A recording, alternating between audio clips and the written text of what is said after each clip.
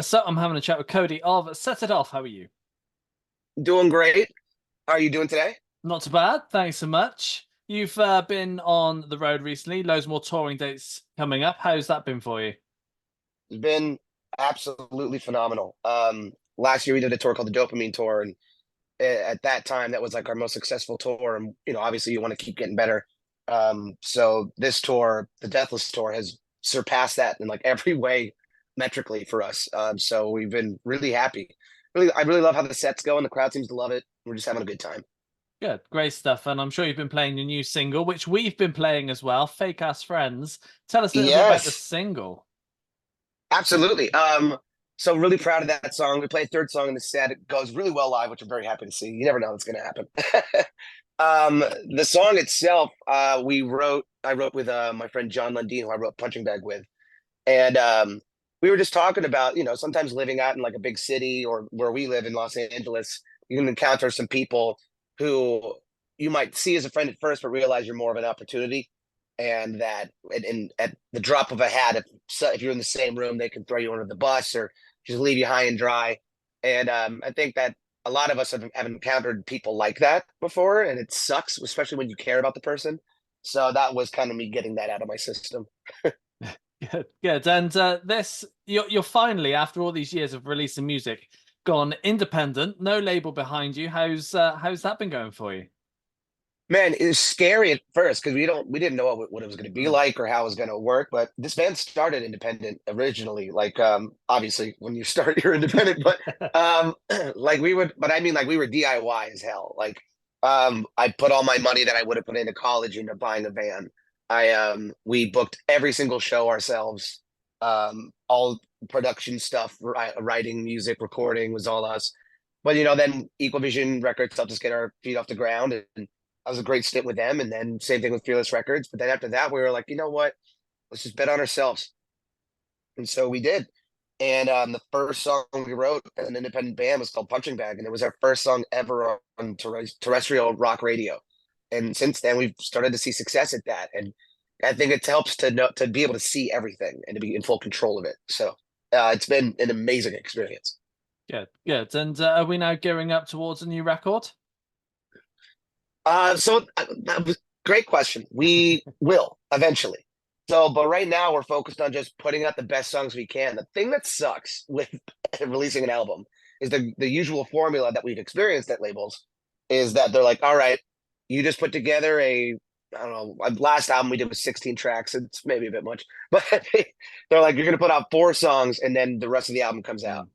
And the way people like absorb albums now is they start at the top of the streaming, and the streaming numbers trickle down little by little by the end by till you get to the last song. So there's all these songs that you really love and care about, but not everybody gets to hear it and sit down with it and give it its full attention that it deserves or that you feel it deserves. So I think we will drop an album. Right now we're focused on just dropping single after single after single, and then we're gonna compile it into an album. And as you've got Where there you will be some guys, now go on. I was just saying there will be like some songs on there that people haven't heard yet. Mm. But yeah, that's a plan overall. Good. And as you guys have been around for many years now, I mean, in a few years' time, it'll be 20 years you've been a band, but we won't go into Yep. that. Do you I don't know the care. We're do doing you well. know That's all I care about. do you know the direction you want to take the music and the sound of you guys? Because you've had a number of lineup changes, but it's still Yep. set it off. Yeah. So as far as sonically goes, we've always let just like it's kind of always happened naturally, the shift. We really like where we are right now. Like just like the energy that we've re-injected back into the band. It's about the band. And like drums and guitars are at the forefront. The aggression and energy have never been higher, and the fans are resonating with that heavily. And we are having you can see it on stage. We're having the most fun we've ever had. I look forward to whenever a new song's coming up, like by a lot. Not to say anything or to besmirch any of the previous songs that we've released, but there's just something special about this direction and this path that we're on.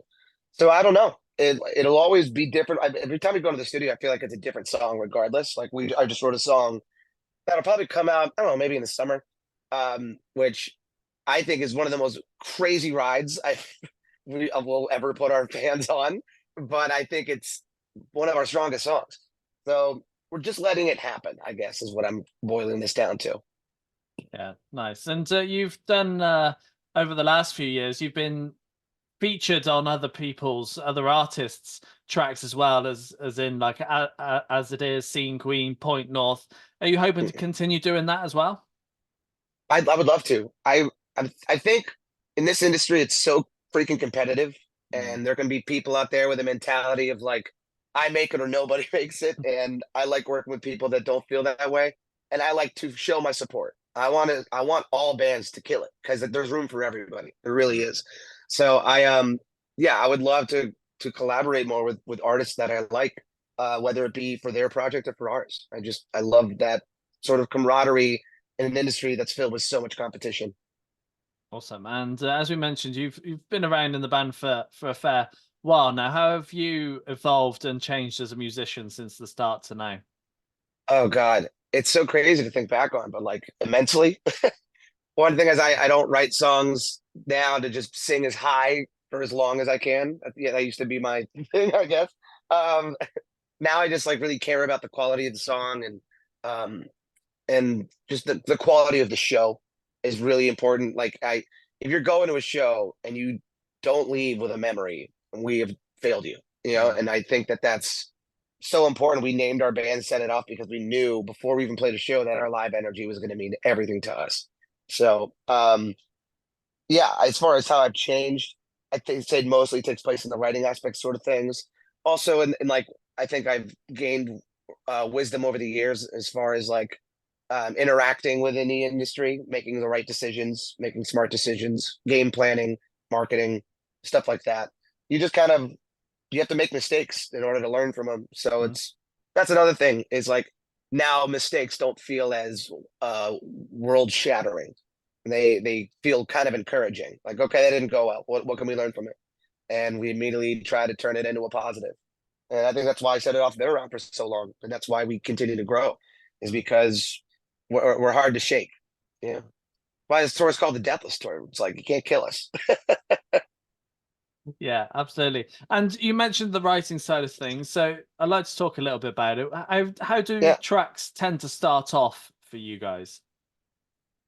for the song, it's case by case. It's always case by case. I have a bunch of voice memos in my phone of like maybe melodies. I have the most ridiculous one right now that I still think we're gonna write. That was at my apartment, and just outside of my gym was an alarm, two different alarms that were going off. Just they were beeping in two different notes. So I hit record and I started singing a drum beat to it, and it just had like a thing to it. I don't know. It could be something weird like that. It could be me. There was another time again working out because I get a lot of ideas working out now. I was listening to this song that had like a shuffle beat, kind of like Motown Philly from Boyz II Men, and for some reason that made me think of jazz. And I was like, it would be so cool to write like a heavy jazz song. Like it's fronted by a band, but there's like full on big band sing style like orchestration in it. Mm. And we recently wrote that one. That's not fully complete yet. We still got to put on verse two, but that's another thing. I'm able to like take my time, which is nice. If I want to do it all in a day, I can, but I can also go back and be like, hey, I think we can beat that verse. But I'm always melody first. I do lyrics last. That is one thing that is consistent. The lyrics mean a lot to me. And it's so easy to throw in lyrics that'll just, I used to be sad, but now I'm glad, and just make it like the easiest thing on the planet. But my goal every time, and I'm always on the same page with our producers, is let's find a way to say something in a new, fresh way. Like it can feel familiar, and sometimes you can't do a whole song like that because then you just look like a heady douche.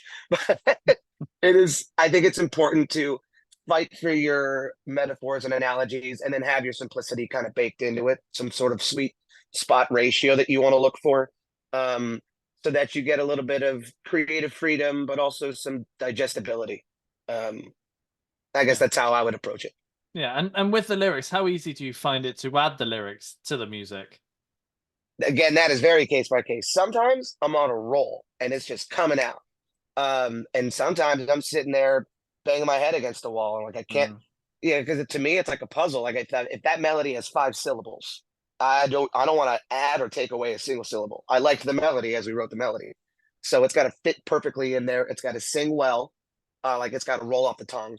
Um, I always have to ask myself, if I wasn't me, would I know what I was singing? That's another important thing to me. Because sometimes we'll put something together like, well, it sounds like I'm actually saying this, or I can't even tell what the hell I'm saying. Maybe if we remove a word, it'll make sense.